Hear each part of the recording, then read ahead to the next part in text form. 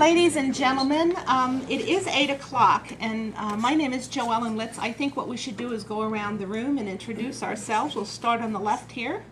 I'm Kris Troup with Lebanon County Planning.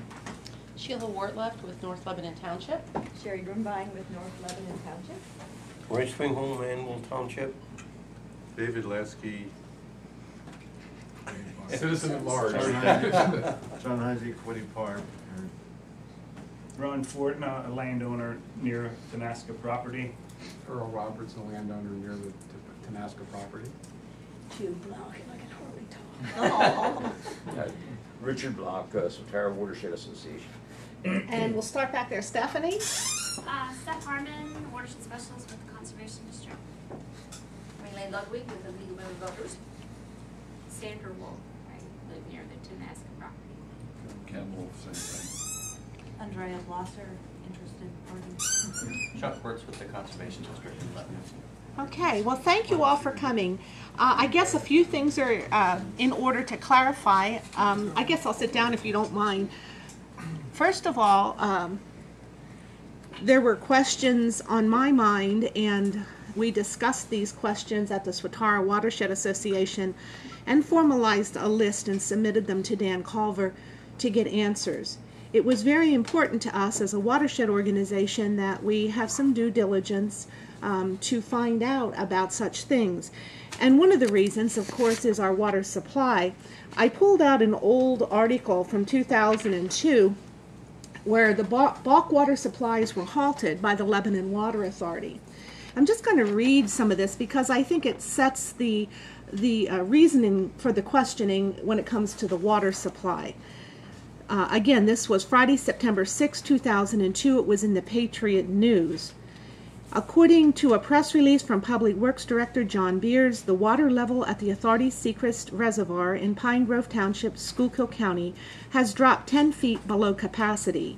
The critical point for the reservoir is 30 feet below capacity, but the water level has been dropping at the rate of 1 foot a week. That's the fastest rate in the history of the 9-year-old reservoir. To conserve water in the reservoir, the authority will start taking about 50%, 3.5 million gallons a day, of the raw water in the Swatara Creek intake at Jonestown. The intake supplements raw water supplies during emergencies and droughts. For the past 2 months, the authority has been taking water from Swatara Creek during nights and weekends. That water accounted for about 10 to 15% of the raw water supply.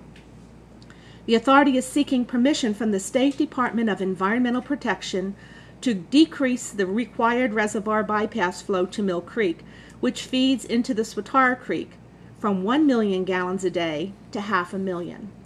So, as you can see, there's some permits and things that have to be acquired. Mr. Culver, thank you for joining us. Please come up here. Okay. And what we have is an amount that can be withdrawn safely, but you cannot take all the water out of the reservoir or you kill the fish and people don't have water to drink downstream. So it's this balance that DEP and SRBC with their regulations try and create and reach so that we don't have water wars in this area.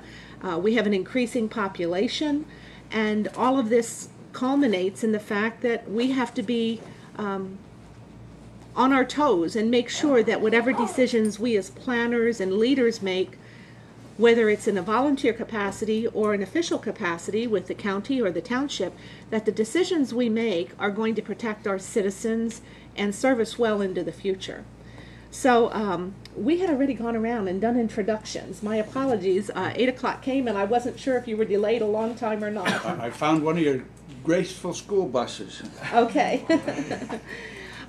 For anyone who hasn't met him before, this is Dan Culver, and I was privileged to be able to hear a small segment of his presentation at a chamber function, and I had many questions and asked him how we would proceed if indeed we had additional questions and how we could open a dialogue, and he said, get me the questions. So I sent him the 20 questions that were developed by the Swatara Watershed Association, and we would ask Dan if he would kindly go through them and answer them. Do you want me to read them, or do you want to read them? How do you want to do this? Whatever is your pleasure.